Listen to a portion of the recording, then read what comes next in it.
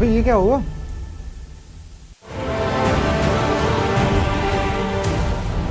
खबर जिसने हिला दिया, खबर जिसने असर किया,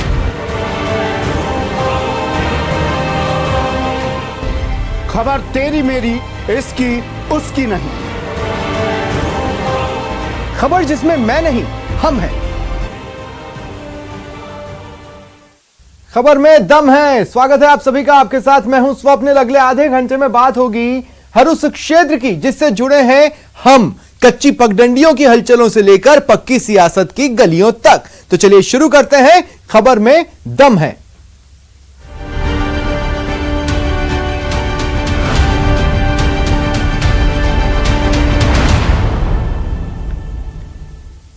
ये बात है एक टास्क की। टास्क जो मिला था सांसदों को और जिसे दिया था खुद प्रधानमंत्री मोदी ने, जो गांव की किस्मत का दरवाजा खोलने के लिए था। आज क्या है उस टास्क की स्थिति, आइए देखते हैं। बीजेपी यानी भारतीय जनता पार्टी लंबे समय तक बीजेपी की पहचान शहरों की पार्टी की रही है। 2014 में प्रधानमंत्री मोदी के नेतृत्व में ऐतिहासिक जीत के बाद पार्टी ने इस पहचान को बदलने की गंभीर कोशिश की। सांसद आदर्श ग्राम योजना के जरिए करना सिर्फ इतना था कि सांसद गांव गोद लेते और उसके रूप को निखारते।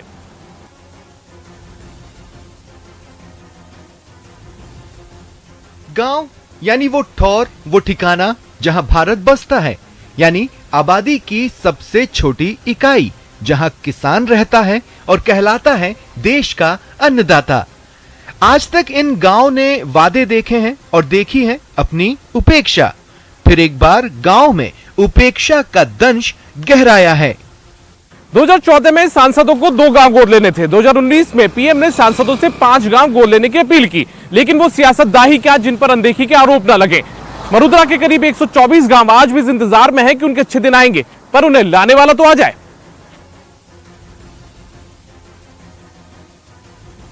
मरुधरा में योजना का एपिसोड चल रहा है जिसका टाइटल है गांव एक खोज। दरअसल प्रदेश से देश की संसद में जाते हैं 35 सांसद, 25 लोकसभा के और 10 राज्यसभा के। साधारण गणित है, संख्या के लिहाज से 175 गांव चिन्हित होने थे, यानी गोद लिए जाने थे। पर हुआ यह है कि अब तक 51 गांव ही चिन्हित हुए हैं। सवाल यह है कि सपना था अब की बार ग्राम सुधार, उम्मीद और आशाएं जग उठी, पर ये पूरी कैसे होंगी जब पार्टी के सांसद ही योजना और उसके लक्ष्य को भूल बैठे। सांसदों से जब ये सवाल पूछिए तो जो उसका जवाब मिलता है उसका सार है योजना की खाली पड़ी है नाव, अभी खोज रहे हैं गांव। मिसाल के तौर पर मिलिए जयपुर सांसद रामचरण बोहरा से। सांसद जी बताते हैं कि अब तक उन्होंने भापुरा, दादिया, विजयपुरा और बड़ी का बास ग्राम पंचायतों को आदर्श ग्राम योजना के तहत चिन्हित किया है, यानी 4 गांव गोद लिए हैं और 5वें की तलाश जारी है। अब सांसद जी की तलाश का क्राइटेरिया सुनिए। 5वां गांव हम अब गोद लेने जा रहे हैं। उसके लिए हमने सर्वे कराने का काम किया है। जहां भी जो ज़्यादा पिछड़ा हुआ गांव है, एक्सपेशन विलेज को लेने की हमें ज़रूरत है। जल्दी ही सभी गांवों को विशुल्क का पानी मिलेगा, सभी को शिक्षा की सुविधा मिलेगी, सभी को स्वास्थ्य सुविधाएं मिलेगी, सभी को रोड नेटवर्किंग से एक दूसरे जगह आने जाने का सुविधा मिलेगी। मैं समझता हूँ कि मैंने मेरे दृष्टि से पूरा प्रयास करके लोगों को आम सुविधा से जोड़ने के लिए, लोगों को रोजगार से जोड़ने के लिए काम किया है। हालांकि ऐसा नहीं है कि हर सांसद अपनी जिम्मेदारी से मुंह मोड़ रहा हो। कुछ जिन्हें उंगलियों पर गिना जा सके, इसमें थोड़ी सीरियसनेस दिखाई है। 4 सांसद हैं जिन्होंने कोटे के सभी 5 गांव चिन्हित किए हैं। अर्जुन राम मेघवाल, नरेंद्र कुमार, कैलाश चौधरी और अर्जुन मीणा ने सभी 5 गांव चिन्हित किए हैं। माना जा सकता है कि सांसदों की दिनचर्या बेहद व्यस्त रहती है, लेकिन योजना के लिए समय निकाला नहीं जा रहा या निकाल नहीं पाए, इसका जवाब खोजना जरूरी है। फंड किसी भी योजना की रीढ़ होती है, यही फंड सांसद आदर्श ग्राम योजना के लिए कोई अलग से फंड की घोषणा नहीं है। ऐसे में सांसदों के सामने गांव गोद लेकर उन्हें चमकाना एक बड़ी चुनौती है। वैसे भी वायदा कर वायदा खिलाफ कहलाना कोई भी सियासी दल सुनना पसंद नहीं करता है और जवाब में बहाने सुना देता है। हो सकता है इसी नाराजगी को मोल लेने से बेहतर सियासतदान योजना की मंद रफ्तार के भरोसे अपनी गाड़ी हाँकना चाहते हो। कैमरा पर्सन बलवीर के साथ दीपक व्यास, न्यूज़ 18 राजस्थान, जयपुर। टास्क और उसकी अनदेखी की दूसरी तस्वीर देखिए। देखिए कैसे मरुधरा की पहचान की अनदेखी हो रही है और ये डर गहरा रहा है कि कहीं हैं थे ना बन जाए। ऊंटों की संख्या में लगातार हो रही है कमी।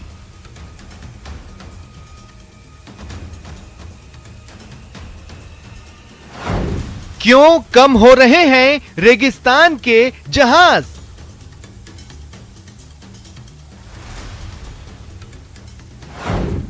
डूबता जहाज जिम्मेदार कौन?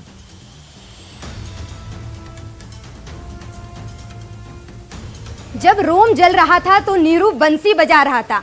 बात अगर मरुधरा के राजकीय पशु की करें तो प्रदेश में बंसी बजाने वालों की कमी नहीं है। राजस्थान का रेगिस्तान का जहाज डूब रहा है, लेकिन जिम्मेदार लोग बंसी बजाने में लगे हैं। 2014 में जिस ऊंट को राजकीय पशु का दर्जा मिला था, पिछले 10 सालों में उस ऊंट की संख्या में 35% की गिरावट आई है। वहीं ऊंट की उपयोगिताओं में भी लगातार कमी आ रही है, जिसके बाद से अब पशुपालकों ने भी ऊंट से मुंह मोड़ लिया है। तो क्या लुप्त हो जाएंगे रेगिस्तान के जहाज? सवाल इसलिए क्योंकि राजस्थान में ऊंटों की संख्या में लगातार कमी हो रही है। हाल ये है कि पिछले एक दशक में ऊंटों की संख्या 3.25 लाख से घटकर 2 लाख से भी कम हो गई है। अब तो प्रदेश के राजकीय पशु की लगातार कम हो रही संख्या पर राजस्थान हाई कोर्ट ने भी चिंता जाहिर की है। हाई कोर्ट ने पूरे मामले में सुओ मोटो लेते हुए राज्य सरकार से जवाब तलब किया है। राजस्थान उच्च न्यायालय की खंडपीठ जो मुख्य न्यायाधीश द्वारा प्रिसाइड की गई, उन्होंने ऊंटों की जो संख्या कम हो रही है इस पे चिंता जाहिर करते हुए एक सुओ मोटो कॉग्निजेंस ली है, जिसमें राज्य सरकार को निर्देश दिए हैं कि वो 22 सितंबर तक अपना पक्ष रखे। मुख्य रूप से चिंता का विषय ये रहा है कि 2012 से अगर हम 2019 की लाइफ स्टॉक सेंसस की बात करते हैं तो ऊंटों की संख्या लगभग 35% घट गई है।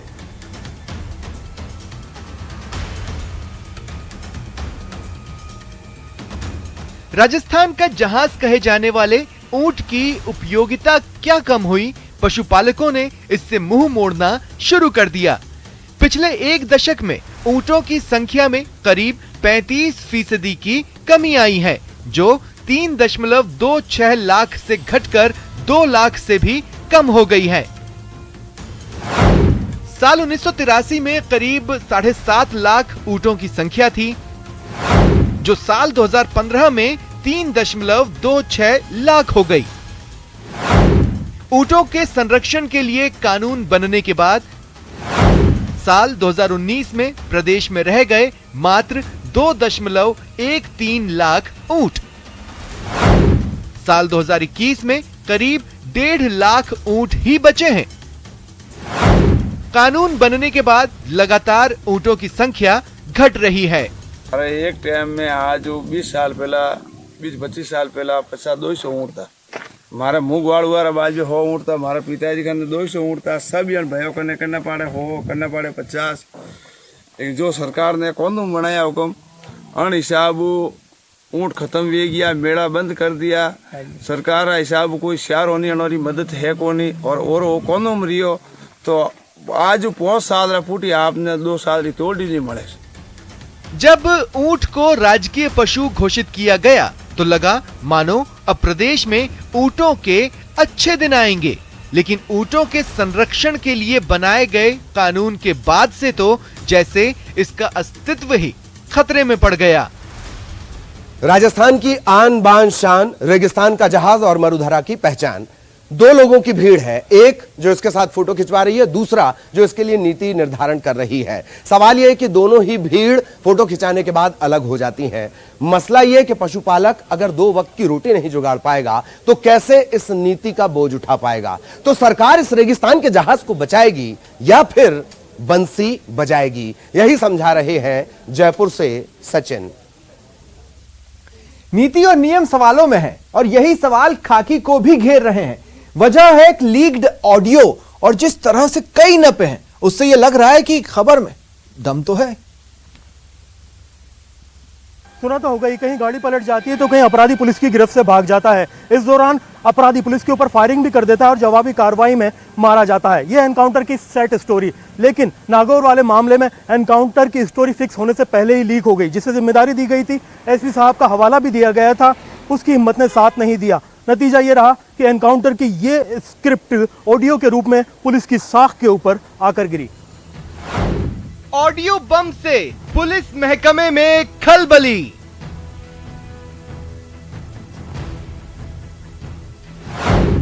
कई सस्पेंड, कईयों पर लटकी तलवार।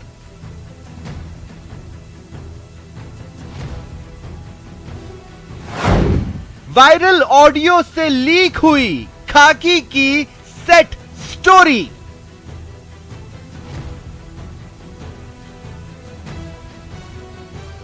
हेलो जी मैम, मैं तो ले रहा हूँ गुवाहाटी चढ़ा नहीं आटा फिर का, मैं तो पहली बात करी मैम, ले रहा हूँ कोना फोन आवा फिर। नहीं, इसके लिए एसपी साहब ने कहा था इसको के थाने पे लेके नहीं आना, कि इसको ले जाके उड़ा दो ढंग से। अच्छा बात सही, मैं नहीं कह देता, मैं तो ये कह देता हूँ ले रहा हूँ, मैं टाइम ले रहा हूँ। मैं तो आप निवेदन करिए, पहले कोई काम ही होंगे।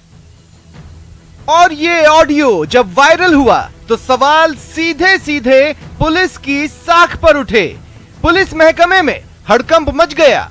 ऑडियो क्लिप में नागौर के तत्कालीन सदर एसएचओ अंजू कुमारी गणेश नाम के एक तस्कर को गिरफ्तार करने की जगह उड़ा देने की बात कह रही है और इसके पीछे एसपी का भी हवाला दे रही है। एक बार फिर सुनिए इनकाउंटर की सेट स्टोरी। हेलो जी मैम, मैं तो ले रहा हूँ गुवाहाटी चढ़ा नहीं आटा फिर का, मैं तो पहली बात करी मैम, ले रहा हूँ कोना फोन आवा फिर। नहीं, इसके लिए एसपी साहब ने कहा था इसको के थाने पे लेके नहीं आना, कि इसको ले जाके उड़ा दो ढंग से। अच्छा बात सही, मैं नहीं कह देता, मैं तो ये कह देता हूँ ले रहा हूँ, मैं टाइम ले रहा हूँ। मैं तो आप निवेदन करिए, पहले कोई काम ही होंगे। अब जरा समझिए वायरल ऑडियो बम की पूरी कहानी। दरअसल इस कहानी में पुलिस है और एक तस्कर है, नाम है गणेश। लेकिन पुलिस गणेश को क्यों तलाश रही थी, पहले ये समझिए। तारीख 30 जुलाई 2021, जगह नागौर। नागौर पुलिस ने 30 जुलाई को गोपाल विश्नोई नाम के एक तस्कर को 305 ग्राम स्मैक के साथ गिरफ्तार किया। उसके पास से अवैध पिस्तौल और जिंदा कारतूस भी मिले। उस समय इस केस की जांच तत्कालीन एसएचओ अंजू कुमारी कर रही थी। पूछताछ में पता चला कि नागौर में नशे और अवैध पिस्टल की तस्करी के पीछे गणेश बेनीवाल नाम के तस्कर का हाथ है। पुलिस गणेश को अगिया बैताल की तरह तलाश कर रही थी। 13 अगस्त 2021 को पुलिस को गणेश का पता चल गया। पुलिस गणेश का पीछा कर रही थी, तभी गणेश ने पुलिस के ऊपर फायरिंग कर दी और पुलिस को चकमा देकर फरार होने में सफल हो गया।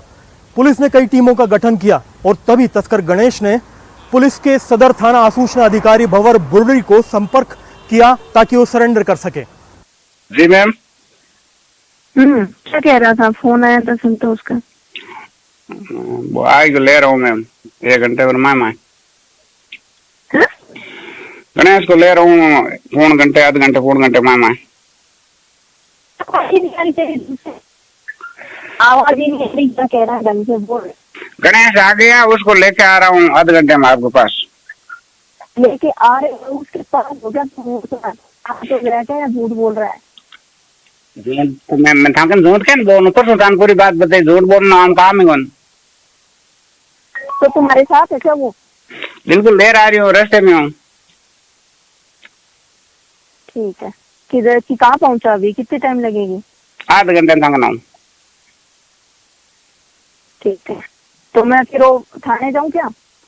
बिल्कुल बिल्कुल थाना आ जाओ, या खाना वाना खाना नहीं खाया तो खाना खा रहा जाओ, मैं आऊँ तो। भंवर बुरड़ी गणेश को लेकर थाने आ रहा था, लेकिन इसी बीच क्यूआरटी टीम ने रास्ते में ही गणेश को घेर लिया। तैयारी तो गणेश के इनकाउंटर की थी, लेकिन इनकाउंटर तो नहीं हुआ, हुई तो गणेश की गिरफ्तारी। हाँ सर गई। हेलो जैन, तो गई थी बात उनसे, तो मिल लेना तो जाके सारी सारी चीज बता देना। अभी इस तरह से हुई थी, और एक काम कर देना, मैं जल्दी लिखित और दे देना बोले तो लिखित में। हाँ यार, वो एक चीज कह रहे थे यार, फायरिंग वाली चीज मेरे इधर तो नहीं रही है कि फायरिंग की चीज यहाँ इस जगह पे होती है। फायरिंग कौन है? फायरिंग में कौन है? झूठी बोले हैं? फायरिंग करा मैं रात थाना मना करी, फायरिंग बहु मही के। अच्छा, तो वही तो बात है। अखबार में तो गलत आई है। क्या गया अखबार में? तो आई है, पुलिस पर फायरिंग कर भागने वाले तस्कर को छिपाने और शरण देने के मामले में एक आश्वासन अधिकारी की विसंदिग्ध गोविंद सामने आई है। हाँ हाँ, वो भी बता रहे थे मेरे को डिप्टी साहब भी। किसी ने कहा ही है उनको, पत्रकार को, इस तरह से छापा है। ऑडियो वायरल होने के बाद में पुलिस ने भले ही सदर एसएचओ अंजू कुमारी को सस्पेंड कर दिया हो, कांस्टेबल भंवर बुरड़ी पर भी सस्पेंशन की गाज गिरी हो, लेकिन अभी भी कई पुलिस अधिकारी इस ऑडियो बम की चपेट में आ सकते हैं, क्योंकि विजिलेंस की टीम जांच में जुट गई है। तस्कर गणेश से लेकर के इस ऑडियो कांड से जुड़े हर शख्स से पूछताछ की जा रही है। नागौर से महेंद्र और कैमरा पर्सन अविनाश शर्मा के साथ में अरबाज अहमद, न्यूज़ 18 राजस्थान। और अब एक ऐसा मामला जिसमें सवाल खाकी पर उठ रहे हैं और भरोसा दोस्ती पर से उठ गया है। एक लंगोटिया यार, पेशे से पत्रकार,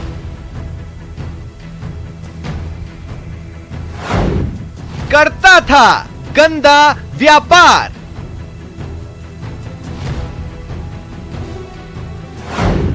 वो यार निकला गद्दार। उन्हें तो अपनों ने लूटा, चोरों में कहां दम था, उनकी कार चुरा ले गया वो जिस पर भरोसे में दम था। वो अपना जो बचपन का था दोस्त, लेकिन किसे पता था वो दोस्त आस्तीन में दुब का सांप यानी दगाबाज निकलेगा। नहीं आ रहा क्या है, बचपन का दोस्त था, क्लासमेट था स्कूल में। रमेश चंचलानी शौक में है, फ्रेंड फ्रॉड कर जाएगा नहीं जानते थे, आखिर बचपन का दोस्त जो ठहरा पत्रकार भी था, लच्छेदार भाषा बोलता था, बड़ी बड़ी बातें करता था, हालात बदलने की, इलाके की तस्वीर बदलने की, एथिक्स की, पर रमेश चंचलानी नहीं जानते थे उनका दोस्त अब पहले जैसा नहीं रहा, बदल चुका है, अपराध का रास्ता पकड़ चुका है, जिसकी आंखें अब पीठ पीछे उनकी संपत्ति को तौलती है, यहां तक कि धोखेबाज धमकी भी दे सकता है। नरेश ठक्कर है, फिर फादर आए तो मैंने तो 10 लाख 20 लाख ले लो, नहीं क्या फिर आत्महत्या कर लूंगा, ये करो, नहीं क्या, मैं नहीं माना। नरेश ठक्कर यही वो शख्स है जो रमेश चंचलानी की आस्तीन का सांप निकला। इसी दगाबाज ने दुबई से लौटे अपने दिव्यांग दोस्त की गाड़ी चुरा ली, बल्कि आरोप तो यहां तक है कि गाड़ी का इस्तेमाल उसने तस्करी में किया।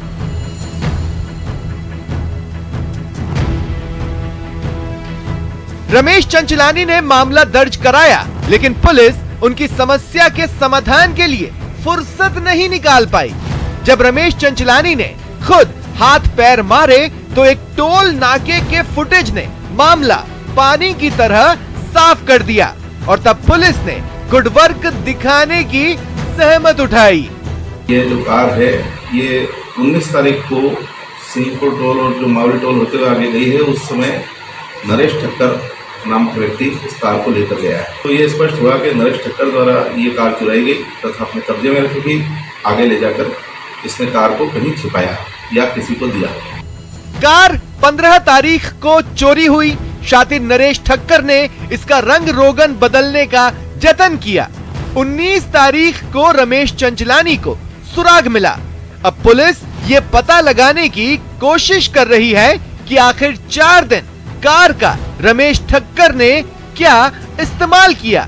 वो किस आधार पर दोस्त से ये सौदेबाजी कर रहा था कि कार नशा तस्करों को बेची है, पैसा लेकर मामला वापस ले लो। नरेश ठक्कर अपनी अब तक की पत्रकारिता के अनुभव के निचोड़ को अपराध को छुपाने में कर रहा है। ना तो वो पुलिस को सहयोग कर रहा है, ना ही मुंह खोल रहा है। लेकिन ये खबर चीख चीख कर सभी को सीख दे रही कि जहां भरोसा वहीं धोखा। चित्तौड़गढ़ से सहयोगी सुभाष बैरागी और कैमरा पर्सन दिलीप चेची के साथ सौरभ गृहस्थी, न्यूज 18 राजस्थान, जयपुर। तो देखा आपने, खबर में दम है। फिलहाल इतना ही, दीजिए इजाजत, नमस्कार।